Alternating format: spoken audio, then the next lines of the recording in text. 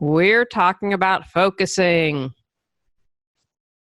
What are you concentrating on this year, both professionally and personally? What makes you lose your focus? If you aren't sure, how can you figure out what to prioritize? Learn how to focus as we begin the new year and start our month focusing on being your most awesome self. Does your clutter own you? On Clear Your Clutter Inside and Out, we'll teach you how to become aware of your clutter along with action steps to declutter and create the life you desire. Come on, let's get started. Happy New Year. Hey, everyone. Today's episode was inspired because I'm feeling really good that I accomplished all 3 of my major business goals last year. They were to get the books done. We're in the final process of that. Retooling my website and narrowing the direction of my business. I am very excited about that. It took all year. And I talk about manageable steps, and it's about being able to focus and being able to continue and work on something weekly to get things done. I was able to do it because I kept on it. I had my focus and I knew what my priorities were. My physical health is my number one personal priority. If you've listened, I spent a ton of time on spiritual health, reading, listening, worked with mentor classes, all that. Physical health has to take priority this year. I don't want to be a hot mess when I'm older. As you age, I don't know how old you are listening, but things change. You notice things. So that's my number one priority. In my business, I've already have outlines for other books that I need to do. And again, with the day-to-day stuff and focusing on the new direction of my business. The good news is I did so much heavy lifting on the books, it will be less of a challenge to put them together. So I have goals for business, but they aren't the huge ones. And what's good about that is it's settled a bit. I can just kind of do the business and focus on my health because that has to take priority. Today's episode was also inspired because I work with so many people who are overwhelmed because they're trying to do too much. They're not focused, they're scattered, and they're going in a million different directions. Is that you? Deciding what to focus on. First, decide what you need to focus on. You may choose to do it like I do and have personal and professional goals you'd like to accomplish. You might have your focus more decided for you. For example, if you're at risk for diabetes, your health may need your immediate attention. Or if you're in debt, getting your financial house in order may be what the priority is. Clear any clutter you can. It's the new year. Any clutter that you are able to release is going to make the process easier on what you choose to focus on. It will help you mentally because if you're kind of scattered and you clear your clutter, you'll have more mental focus. Think about being in a room full of stuff. It can sometimes be really hard to concentrate. So if you're clearing that physical clutter, that's going to help you mentally. And anytime you get rid of clutter in any area, it allows you to realize, okay, this is what my priorities are. Maybe it's time to let go of the dream dasher in your life so you can tackle a passion. There was an alumni, I went to a small women's college, and it's kind of disappointing that she didn't even respond, even if she thought my proposal. And I did a proper letter. I talked to people. I had it reviewed, so I wasn't putting out something that was just really inappropriate. But I didn't allow her saying no for me to say yes. So if you have someone that's a dream dasher in your life, it's time to say hasta la vista, baby. Schedule time to figure out your focus. If you make an appointment, you're most likely to do it. Maybe you think about what's important in the park or in your meditation room. Get out of thinking and believing it needs to be done in an office, whether it's your home office or a work office, and get a fresh perspective in a new space. Maybe it does need to be in the office so you're clear, but be open to the possibilities. Get all your thoughts and ideas and what you think priorities are down on paper. Now, I'm old school, guys. I like to write it down. You could do it on an app. You can make a list on your computer. I have to tell you, as I have been editing, I'm doing a ton of editing even after others edit. Could edit till the cows come home, and don't worry, guys, we're close to having all that completed. But I was amazed at how much different and easier it was. I'm like, oh my gosh, I didn't catch that on the computer. So for me, writing it down with pen and paper works, but get it down. Remember all those people, and maybe it's you going in a million different directions, write all of it down. I like this because it's a brain dump. It feels like I lose 10 pounds at least afterwards. Just get it all down. Once you've written it, categorize it. You may choose something broad like personal or professional, home, business, health, physical, mental, emotional, spiritual, whatever makes sense to you. As you've categorized them, when reviewing what you think some focus and priorities might be, how does it align with your life? If you are going back to school, then writing the next great American novel probably doesn't make sense because your priority and focus has to be on your schoolwork. You could also rate everything once you've categorized it on a scale of 1 to 10, which 10 being the most important. What would you need to think about category-wise, how you would rate your priorities? Importance, time, cost, potential outcome, joy. What will it be taking away from? If you assign a number and create a bunch of different categories, then that's most likely going to give you a better idea of what is it that's really important. How to focus. Some people say only focus on one thing at a time. Some say no more than one item for each category you've determined. I have read not to focus on more than one thing. I mentioned my 3 big business goals, and I had one personal goal last year. The business stuff was intertwined a bit, so I felt it was doable, and I had a single focus personally where all my effort was. Some people say 3 to 5 big goals for a year is fine. That's what I had. Most of these suggestions are around the same number, mainly 1, but not more than 3, not more than 5. I'd suggest not going for more than 5 goals a year. Be realistic. If you are a million projects person, or this is hard for you, do 1 or 2 things for the year and get in the habit. Start building those focus muscles. I suggest choosing to do 1 or 2 goals well instead of 5, meh. Pick something and begin. Just start one of the things you want to do and go from there. So for instance, my new business direction, I write down, okay, this is what I want to do. Break down anything into manageable steps. Well, some of my broader categories for the new business direction were writing web copy, creating a class, creating checklist, meeting with some people that would be good for the business, making updates to the website. And then within those broad categories, I would break things down into manageable steps. And how I like to do it is, because I have a legal pad, just if I had new thing, okay, I have 4 steps off the top of my head I knew I have to do. So then I would write it on the page, then flip the page and add it there. And so for the next 4 weeks, I had something scheduled to do, a small manageable task. If I had time or felt motivated, I can always flip ahead to the week and cross something else off the list. Get the low-hanging fruit for an easy win and a burst of energy. That's really important. That helps motivate you, helps get you started. So for instance, with my book, I would do 10 questions a day, write down 10 things. That was doable. If I was in the flow, I could do more, but I committed to 10 daily, and it made it go by quickly, and it kept me motivated.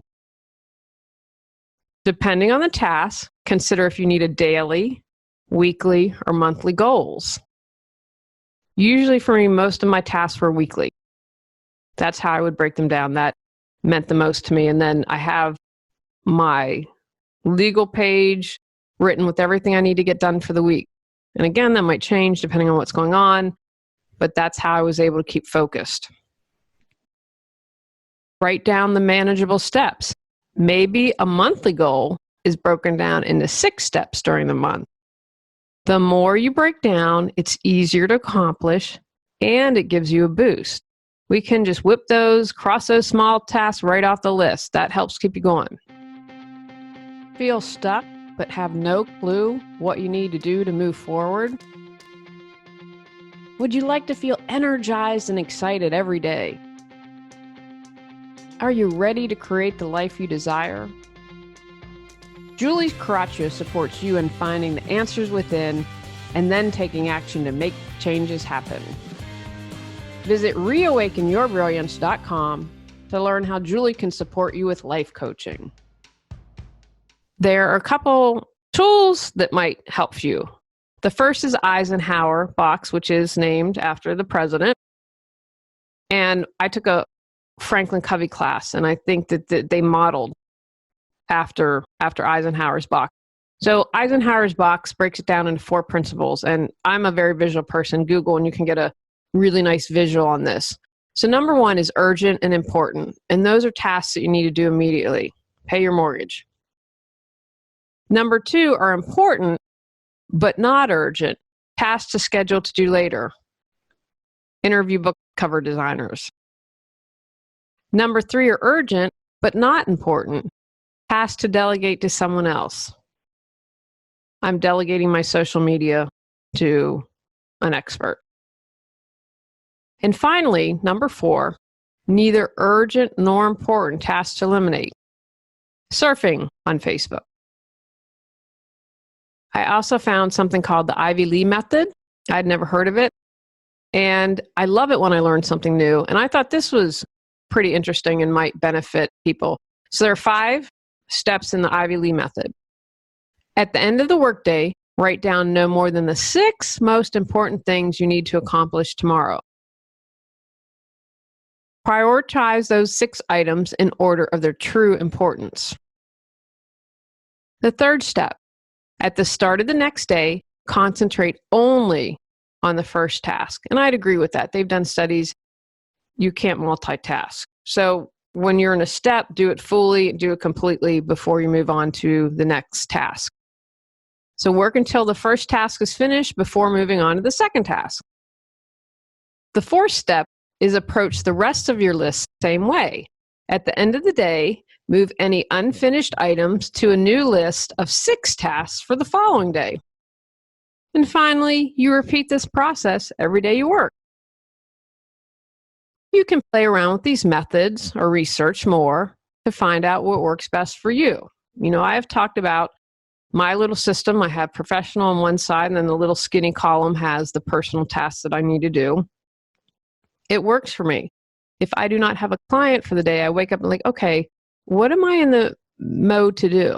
For those of you that do any writing, you know you can just get in that mode and write for hours, and it seems like you've only been there for 5 minutes. So if I'm in the flow of something, that's what I'm going to concentrate on. So mine's kind of a mishmash. I was trained in Franklin Covey, which again is like the Eisenhower box. And I start the year with goals in mind, and I break down the smallest steps. But again, as the day is progressing, I try to be in flow as much as possible. What's important right now in this moment? Because I'm telling you guys, when I am on that game, I get so much accomplished. You know, getting my website refocused and working on the copy for the new focus was done towards the end of the year. The books took up the bulk of the year, and that was okay. I had 12 months to do it. But there were hundreds of tasks that I did. Again, I broke them down to as minute a level as possible so I could get it done and feel good, because that's what kept me motivated. You can, with this editing thing, okay, I'm going to edit this and edit that and go through and look for this. And did I use words? Do I need to break out the thesaurus? When you break it down, it's just much more manageable. I also trust the process. I had started one of the books years ago, about in 2016, and it started it. So that was great. I had something, a springboard, but it wasn't the right time because it was drudgery trying to get it done. And 2 years later, got to working on it. Sometimes that just happens with goals and we need to shift and change. I also want to share this story. I was interviewed and shared this story, and somewhat embarrassing. And the guy made a good point, which I will make when I share this, because this only happened once. This isn't a regular thing. A couple of summers ago, I could not do anything. I mean, I was like, I checked email and I had zero motivation. That has never happened to me. I'm always a go, go, go, move, move, move person. And for 2 weeks, I watched The Good Wife, which I don't know if I'd recommend that for binge watching, but it's all I could do. And after the 2 weeks, I got more done on that Monday morning of 4 hours than I would have accomplished in those 2 weeks. I don't know what it was. I couldn't do anything, guys. Only time it's ever happened in my life. And so I had to honor that as part of my process. That's again why taking the breaks in the podcast, it does me good and it does you good to have a break. There's stuff there if you need the support, but sometimes we need that mental break. Keeping motivated. How do we keep motivated? You know, I'm a fan of the accountability partner. Cotty was this for my books. Great feedback on my content. They were great because I had to let them get the stuff and I had to commit to that. Okay, I'm sending this to you by this date. It really helped keep my feet to the fire, and getting positive feedback from them just kept me going. List why you want to achieve your goals. What will you gain? What will others gain? How will you benefit? How will others benefit? My big personal goal is my physical health this year. I'll gain a better body, peace of mind. I won't be a hot mess when I'm older. What will others gain? My husband and cats get a healthier wife and cat mommy. How will I benefit? I'll feel better. I'll be able to move better. How will others benefit? The best version of me, it affects everyone around me. It affects my friends, my families, my clients. The better I am, the better others are. When we raise ourselves up, we raise up others. Get support. If you're a stay-at-home mom and need to hire a professional organizer, do it. We kind of have this shame in a warped thing, especially in America, like, oh, rugged individualism, gotta go for it and do it myself. No. If you need help and support, ask for it. Maybe you need to find a mentor. That would be a great way to get support. Take a break doing a lot of physical tasks, then take a mental break, and vice versa. Don't spend every waking minute on your goals. You just can't. You will burn out and probably not accomplish a lot. Even if something was super important, when you're burned out, it's like that 2 weeks watching The Good Wife. I was burned out. I needed a break. And I finally listened. Now, thankfully, that's never happened again, and I hope I don't have a 2-week stall like that. But I believe because I honored that, it's never happened again, and it's really rare. I like to have 2 days off a week. Most times it doesn't happen. I have 1 day off, but that works for me. Change your scenery.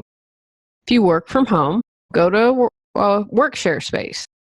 If you work at your office, ask if you can work from home, or go to a conference room instead of your cubbyhole.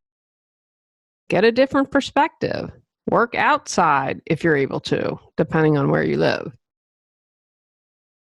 Know where you'll be challenged. I don't know how to design a cover. I hired someone to design the covers for my book. In the past, I probably would have, when I did my course, I did my own cover. Now, this was something I was printing. It wasn't out there publicly. I'm smart enough at this point in the game to not try to do it on my own. I got advice from someone, and that was one of the things they said. Make sure that you have a pro design your cover. I have been in business for almost 10 years, and I know where I'm not strong. I know where I need to delegate and have someone else do the heavy lifting. Meditate or have a mindfulness practice. This is going to help keep you clear-headed. It's going to help with your focus and, in general, your well-being. When you're the best version of you, you are able to tackle your goals more easily. Have gratitude. That immediately changes the energy. If you're feeling stuck on your goals, do this, or simply take a few breaths. Get that energy shifted. You'll be like, rah, rah, rah. Do some deep breathing, have some gratitude immediately. Can refresh you and shift the energy and get you moving again. Create a vision board. I love this. You can have a lot of fun with this. What is it you really desire? And then you can put it up where you can see it every day, and it's planting that subconsciousness, that subconscious seed saying, okay, let's do this. Again, we create our reality, so why not put it out there and help draw it to you? I love HGTV, and we don't get that, so that serves as a motivator for me to go to the gym. I know I love Fixer Upper, which is no longer, but I'm finding all these other shows, so I can try to get on the machine where I can watch that for 45 minutes. So that's a little way to get me motivated to go to the gym. Don't forget to celebrate along the way. At the end of September, I got some, they might sound scary, guys, but they're not. I posted on my Instagram page. They're this kind of groovy, a little bit metallic because they've kind of got a sheen to them, turquoise Birkenstocks. Birks are so incredibly comfortable. I had Birks when I was younger, and I moved to LA, and they're like weirdo hippie, and I'm sorry that I set the Birks aside because Birkenstocks are fantastic. So I now have a leopard pair, or zebra. No, it's a leopard. It's a white leopard print platform, I tell you, I wear those all the time, Birkenstocks, and these new turquoise. They really are cool. I know some of you might be scared at what I'm talking about, but this was my gift to myself to push me through my last quarter goals. I'm like, okay, you got this at the end of September. You've been working really hard. Here is to get you through October, November, December. So figure out how you can celebrate along the way as you accomplish. Keep the end in mind. And I believe that this is Stephen Covey who said this phrase. Know what your end goal is and remember that. Why is it that you're doing it? How is life going to change? Why is it important? So on those moments when you're frustrated, keep that in mind. If you're really struggling to keep going, you may need to reevaluate. Maybe what you thought was important and what should be your focus really isn't. And that's okay. Don't waste time beating yourself up about it. Sometimes life happens and decides priorities for us, or we shift. Life changes. Things happen. Go with the flow and reprioritize if you need to. There are always reasons behind why we do something. So make sure that you're really clear.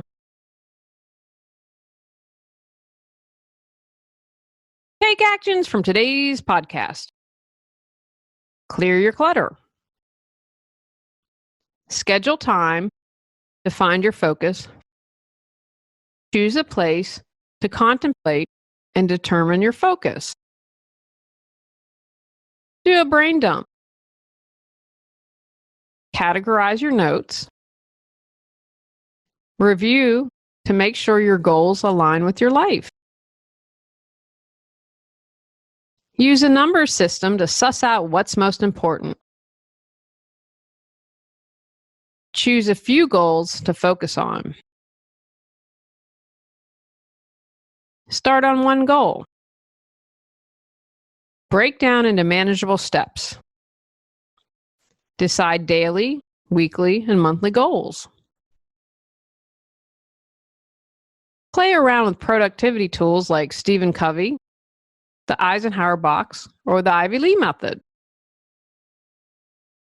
Create a plan to stay motivated. Reevaluate your focus if necessary. On next month's episode, we're talking about boundaries. Guys, I hope this is your best year ever. Started off with lots of love, laughter, joy, fun, and excitement. Go out, clear the clutter to create the life you choose, deserve, and desire. Clearing your clutter allows you to share your gifts with the world. Get your free self-assessment to discover your clutter priority at reawakenyourbrilliance.com. If you've enjoyed Clear Your Clutter Inside and Out, please rate, review, and share us.